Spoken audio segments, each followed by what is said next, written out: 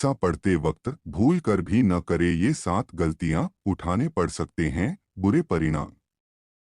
भक्त बजरंगबली को प्रसन्न करने के लिए अधिकतर लोग हनुमान चालीसा का पाठ करते हैं। विशेषकर मंगलवार के दिन हनुमान चालीसा के पाठ करने से मनचाहा फल प्राप्त होता है। हनुमान चालीसा के लिए किसी खास नियम की आवश्यकता नहीं होती है, लेकिन कुछ छोटी छोटी बातों का ध्यान रखना जरूरी होता है। हिंदू धर्म के अनुसार हनुमान की पूजा से शुभ फलों की प्राप्ति होती है। ऐसा माना जाता है कि उनकी पूजा से लोगों की समस्त मनोकामनाओं की पूर्ति होती है और शुभ फलों की प्राप्ति होती है। इसी वजह से उनके भक्त जन उन्हें प्रसन्न करने हेतु कई विशेष उपाय आजमाते हैं। ऐसी मान्यता है कि जो कोई भी भगवान हनुमान की पूजा करता है, वह समृद्धि, धन और सकारात्मक ऊर्जा से भरपूर हो जाता है।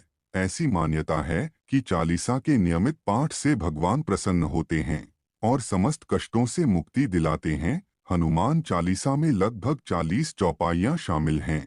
ऐसी मान्यता है कि यदि कोई व्यक्ति हनुमान चालीसा का पाठ करते समय सभी नियमों का पालन नहीं करता है, तो उसे पूजा का पूर्ण फल नहीं मिल पाता है। तो आइए जानते हैं हनुमान चालीसा का पाठ करते वक्त किन गलतियों से बचना चाहिए। लेकिन उससे पहले, अगर आप भी चाहते हैं कि बजरंगबली का आशीर्वाद आप पर बना रहे, तो इस वीडियो को एक लाइक करें और चैनल को सब्सक्राइब कर ले और कमेंट बॉक्स में जय बजरंगबली जरूर लिखें।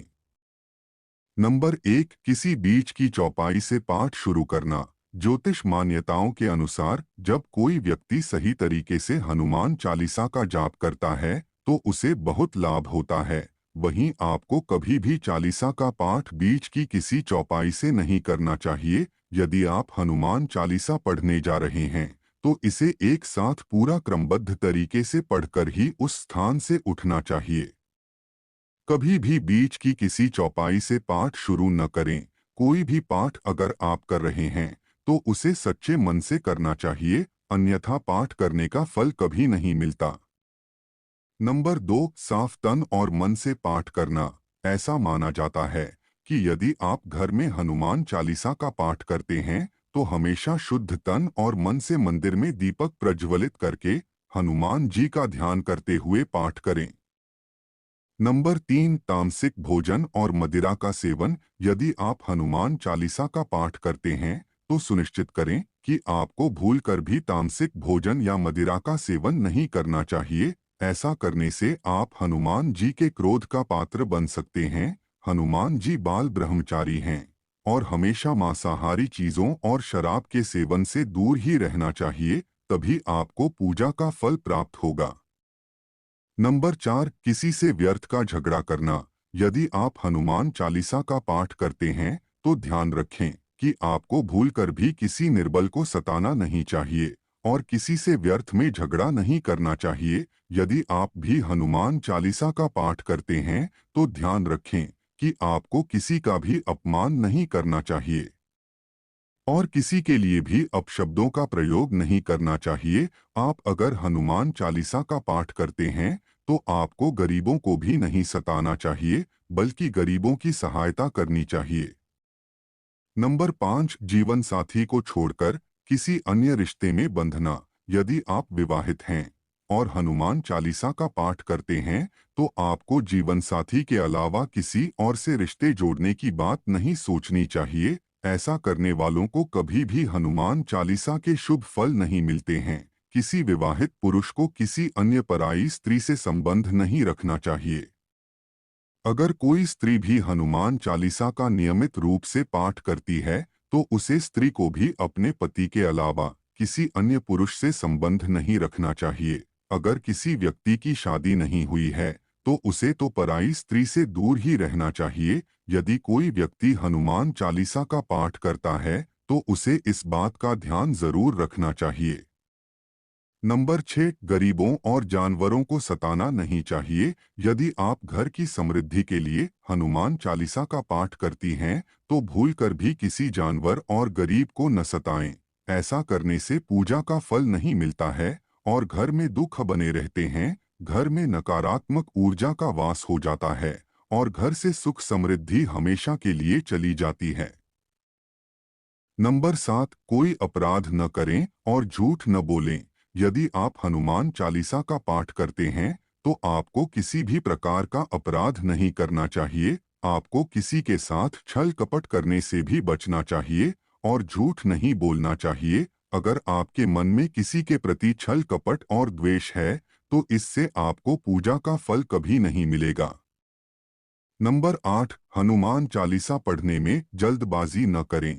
जब आप हनुमान चालीसा फायदे का पाठ करते हैं तब आपको कभी भी जल्दबाजी नहीं करनी चाहिए और कभी भी इसके किसी श्लोक का उच्चारण गलत तरीके से नहीं करना चाहिए। इसका पाठ हमेशा धैर्य पूर्वक करना चाहिए।